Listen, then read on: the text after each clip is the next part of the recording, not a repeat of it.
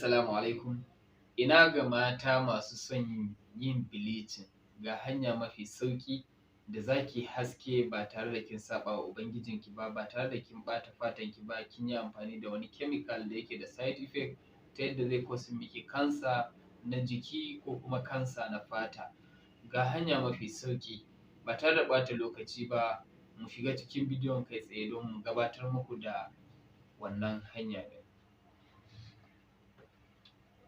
To ba tare da ɓata lokaci ba, na farko za ki nemi tumfafiya, ganyen tumfafiya guda 5 da kuma ganyen gwanda shi ma guda 5. Sai ki haɗa shi, ki yi blending ɗin shi yadda ake yin juice. To haka za ki blending ɗin su ki samu wannan ruwan sai ki ajiye. Sa'annan za ki nemi ganyen magarya, ki daka shi ki samu kamar gungumi 2, da kuma ganyen lalle ki daka shi ma ki samu kamar gungumi 2, sai ki haɗa su sai ki kwaɓa. Bayan kin kwaɓa sai ki ɗebo wancan ruwan ganyen gwanda da kuma na tumfafiya ɗin sai ki haɗa.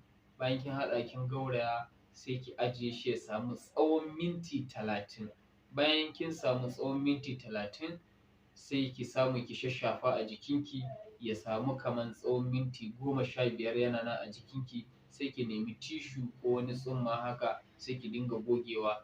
Ke kanki za ki gane cewa lallai kin ƙara haske. Idan kika ci gaba da haka cikin sauƙi za ki ga kin yi haske ta hanya da ya dace. Sa'annan masana sukan yi magana kan cewa idan kina da matsala ta pimples ko waɗansu matsalolin fata irin su saɗaure da sauransu, wannan hanya idan kika bi kika yi amfani da shi yakan yi magunguna kala-kala na matsalolin fata da yardar Ubangiji insha Allah. Sa'annan ga mata za su iya shafawa a gashinsu yakan ƙara tsawon gashi da kuma baƙanta gashi insha Allah. Da Allah idan baka mana subscribing ba ka daure ka mana subscribe sannan ka danna alamar ƙararrawa saboda daga zarar mun ɗora za ka samu sanarwa cikin ƙanƙanin lokaci a kuma lokaci da ya dace.